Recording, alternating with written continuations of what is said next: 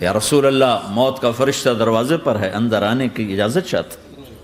ہاں، جہاں موت پوچھ کے جائے کس ہستی کو بھلایا ہے، چند پونڈ کے پیچھے جہاں موت پوچھ کے جائے، آپ نے کہا آ جائے، وہ اندر آئے، السلام علیکم یا رسول اللہ، سلام پیش کرتا ہوں، میں نے آج تک کسی کو سلام نہیں کیا، آپ پہلی ہستی ہیں جنہیں سلام کر رہا ہوں، میں نے آج تک نہیں کسی کو سلام کیا، یا رسول اللہ آپ پہلی ہستی ہیں، اللہ نے کہا پوچھ کے اندر جانا، بن پوچھے نہ جانا، یا رسول اللہ مجھے حکم ہے کہ آپ سے پوچھوں، آپ جانا چاہیں تو میں لے جاؤں اور رہنا چاہوں تو میں چھوڑ کے واپس چلا جاؤں۔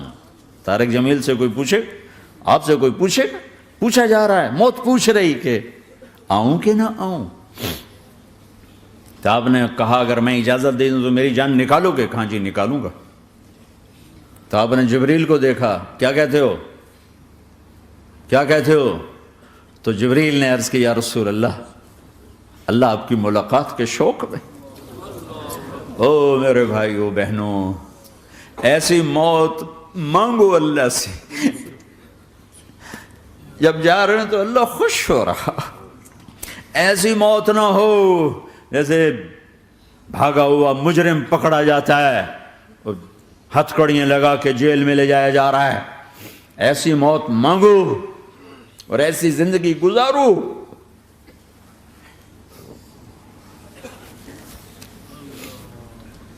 موت ہمارے لیے راحت ہے، اللہ خوش ہو رہا۔ جب سعد بن معاذ کا انتقال ہوا تو آپ نے فرمایا، میرے نبی نے فرمایا، سعد بن معاذ بڑے صحابہ میں ہیں، میرے نبی نے فرمایا کہ آج اللہ کا عرش خوشی سے جھوم اٹھا ہے، چونکہ وہاں تو جا رہے ہیں نا، یہاں سے نکلنا ہے، وہاں تو پہنچنا ہے، وہاں تو خوشی ہے، یہاں غم ہے۔ تو ہم نے کہا، میرے نبی نے فرمایا کہ آج میرے اللہ کا عرش سعد کے پہنچنے پر خوشی میں جھوم اٹھا ہے۔ ایسی موت مانگو کہ اللہ کا عرش بھی خوشی سے جھومے، اللہ بھی خوش۔ کیا کر رہے ہو، کدھر جا رہے ہو؟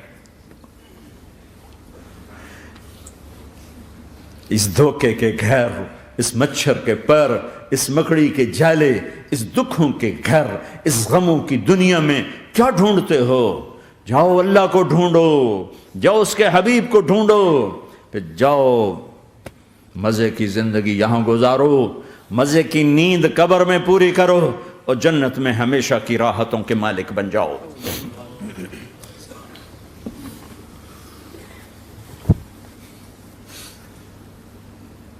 کہ یا رسول اللہ، اللہ ملاقات کے شوق میں ہے۔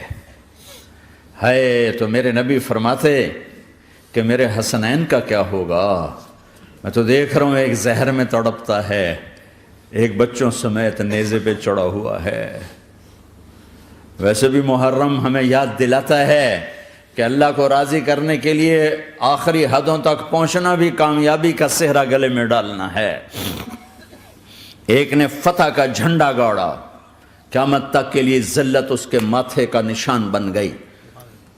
ایک نے سر کٹا کے نیزے پہ چڑھایا اور قیامت تک کے لیے عزت کا صحرا گلے میں ڈال لیا۔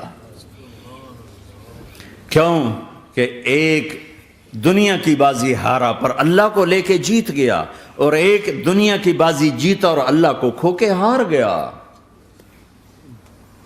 اللہ کو پا لینے کے بعد کوئی ہار نہیں، اللہ کو کھو دینے کے بعد کوئی جیت نہیں۔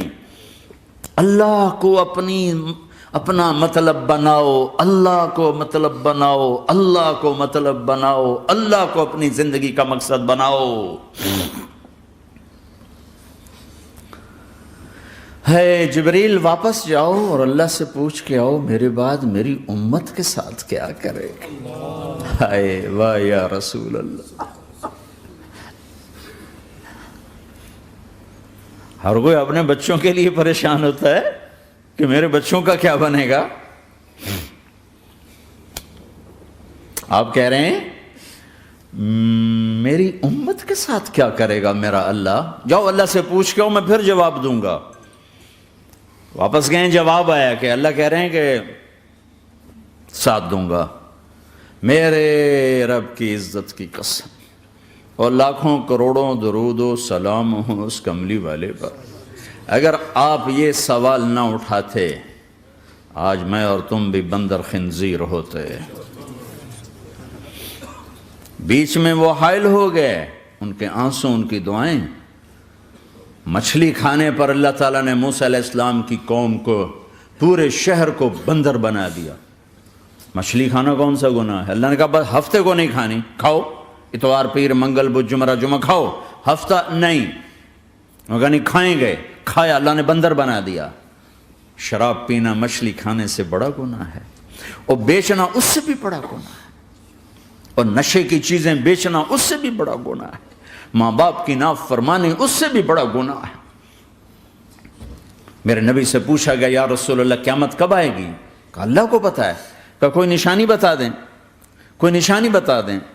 تو آپ نے فرمایا جب ماؤں کو ذلیل کیا جائے گا قیامت آ جائے گی.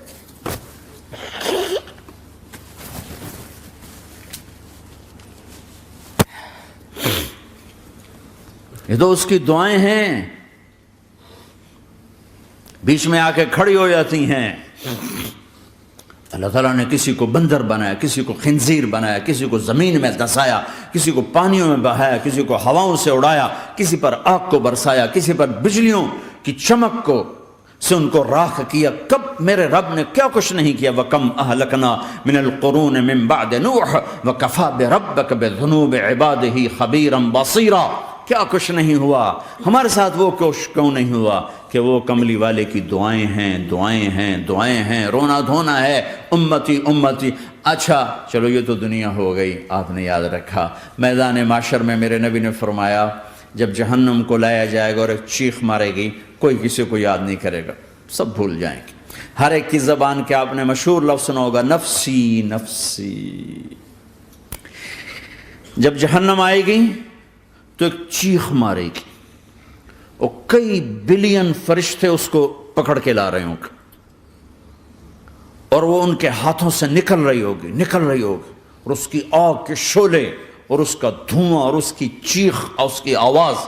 تو جب وہ قریب آئے گی تو اس کے آواز پر سارے مرد عورت زمین پر گریں گے، اور سب کہیں گے یا رب نفسی نفسی، یا رب نفسی نفسی، یا رب نفسی نفسی. یا اللہ میری جان، میری جان، ماں نہیں، ابا نہیں، بیوی نہیں، بچے نہیں، بھائی نہیں، میری جان. چلو میں تو آپ عام لوگ ہیں، انبیاء نبی کہیں گے یا اللہ میری جان. ابراہیم خلیل جیسے کہیں گے یا اللہ میں کسی کا سوال نہیں کرتا، باپ کا بھی نہیں کرتا، میری جان. اور عیسیٰ علیہ السلام جیسی ہستی کہیں گے یا اللہ میں اپنی ماں مریم کا بھی سوال نہیں کرتا، میری جان، میری جان. عیسیٰ علیہ السلام سے لے کر آدم علیہ السلام تک نفسی نفسی. نوح علیہ السلام نفسی نفسی. یحییٰ زکریہ باپ بیٹا ہیں لیکن نفسی نفسی. سلیمان داؤد باپ بیٹا ہیں لیکن نفسی نفسی. یوسف یعقوب باپ بیٹا ہیں لیکن نفسی نفسی. یعقوب و اسحاق باپ بیٹا ہیں لیکن نفسی نفسی.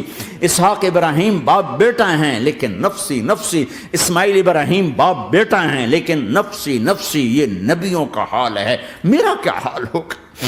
لیکن اسی ہنگامے میں جب ہر مرد عورت کہے گا نفسی نفسی، ایک آواز ابھرے گی امتی امتی. ایک آواز آئے گی امتی امتی. ایک دکھ بھری، ایک درد بھری آواز آئے گی امتی امتی.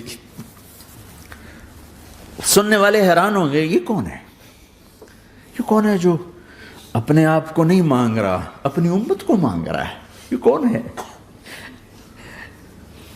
جب آواز کی طرف نظریں لگیں گی، ہو یہ تو محمد الرسول اللہ ہے، جھولی پھیلی ہوئی ہے، ہاتھ اٹھے ہوئے، اے رب میری امت. کون سی امت ساری زندگی شراب بیچتے رہے؟ کون سی امت ساری زندگی ڈرگز بیچتے رہے؟ کون سی امت ساری زندگی زنا کرتے رہے؟ کون سی امت ساری زندگی ظلم و ستم کے پہاڑ توڑتے رہے؟ ساری زندگی جوا کھیلتے رہے؟ آپ تو کہتے دفع ہو جاؤ، میری نظروں سے دور ہو جاؤ، نہ تمہیں میری عزت کا خیال نہ میری نسل کی قربانیوں کا خیال. میرے معصوم بچے نیزوں پہ چڑھ کے اس دین کے تم چند پونڈوں پہ کیا ظلم ڈھا کے آئے ہو؟ دفع ہو جاؤ یا اللہ انہیں جہنم میں ڈال. یہ کہنے کا موقع تھا، میں قربان جاؤں نبی رحمت. اس کامل اکمل نبی پر، اس ہادی رہبر پر میں کہاں سے الفاظ لاؤں ان کی تعریف کے لیے؟ دو ہستیوں کا حق نہیں ادا کیا جا سکتا، ایک اللہ، ایک اللہ کا رسول۔ ہر ایک کا حق ادا ہو سکتا ہے، اللہ اور اس کے رسول کا حق نہیں ادا ہو سکتا۔ وہ کہتے جا اللہ ان کو آگ میں ڈال دے، انہوں نے نہ مجھے دیکھا، نہ میرا گھر دیکھا، نہ میرے پیٹ پہ پتھر دیکھے، نہ میرا راتوں کو تڑپنا دیکھا، نہ میرا مچلنا رونا دیکھا، نہ احد میں ٹوٹے دانت دیکھے، نہ طائف میں بکھرا خون دیکھا، نہ کربلا میں اولاد کے سر نیزوں پہ چڑھے دیکھے۔ دفعہ دور کر دے میری آنکھوں سے، میں قربان جاؤں اس نبی رحمت پر۔ کہہ رہے ہیں یا اللہ میری امت، یا اللہ میری امت، یا اللہ میری امت، یا اللہ میری امت۔ نہ یہاں بھلایا نہ وہاں بھلایا۔ آپ کے لیے ممبر آئے گا، میرے حبیب بیٹھو، تو آپ کہیں گے اب مجھے خیال آئے گا اگر میں بیٹھا تو یہ مجھے لے کے جنت میں نہ چلا جائے، اور اللہ کہہ رہا بیٹھو تو میں کیا کروں گا؟ میں خود زمین پہ کھڑا رہوں گا، ممبر پہ ہاتھ رکھ دوں گا کہ اللہ تیری مان لی، میں ہاتھ رکھا ہوا ہے، لیکن میں بیٹھوں گا نہیں کہ میں اپنی امت کا آخری حساب کروا کے ہی جاؤں گا، ایسے نہیں جاؤں گا۔ آؤ بھائی، ہمارا نیا سال ہمارا سال تو محرم سے شروع ہوتا ہے، ویسے تو جنوری بھی اللہ کا، محرم بھی اللہ کا، سورج اللہ نے بنایا تو جنوری فروری بھی اللہ کا، اور چاند اللہ نے بنایا تو محرم ربیع الاول بھی اللہ تعالیٰ کا، دونوں ہی اللہ کے ہیں۔ کسی نے یہ لے لیا، کسی نے وہ لے لیا۔ ہم نے چونکہ چاند کا کیلنڈر بنایا تو ہمارا تو اب سال شروع ہو رہا ہے، ہمارا تو نیو ایئر اب ہے، ہمارا نیو ایئر رونے سے شروع ہوتا ہے۔ کیسا اللہ نے نظام بنایا، کسی اور مہینے میں یہ واقعہ ہو جاتا، نہیں سال کے شروع میں یہ واقعہ رکھا ہے کہ ہر ایک کو پتہ چلے کہ ہاں نیا سال خوشی منانے کے لیے نہیں ہوتا، نیا سال آخرت کی تیاری کے لیے ہوتا ہے کہ ایک سال چلا گیا، ایک سال اور زندگی سے نکل گیا، او بھئی جلدی سے اللہ کو راضی کرنے کا کوئی کام کرنے کو، توبہ کرنے کو، اللہ کو راضی کر لیں۔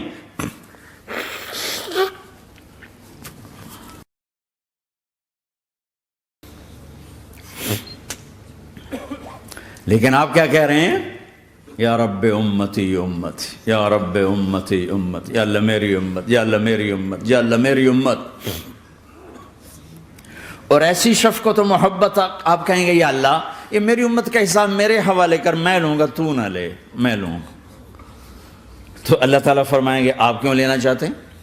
کہیں گے میں اس لیے لینا چاہتا ہوں کہ ان کے جتنے عیب ثواب ہیں نا وہ کسی کو پتہ نہ چلے، بس میرے سامنے آ جائیں تو ان کو شرمندہ نہ ہونا پڑے، تو میں قربان جاؤں۔ پھر وہ رب محمد ہے، اس نے اپنے حبیب کی لاج رکھنی ہے، وہ کہیں گے میرے محبوب اگر آپ ان کا حساب لیں گے اور آپ ان کے گناہ دیکھیں گے تو پھر ان کو آپ سے تو بڑی شرم آئے گی، نہیں میں آپ کو بھی نہیں دیتا، میں ان کا حساب پردے کے پیچھے لوں گا، کسی کو پتہ نہیں چلنے دوں گا۔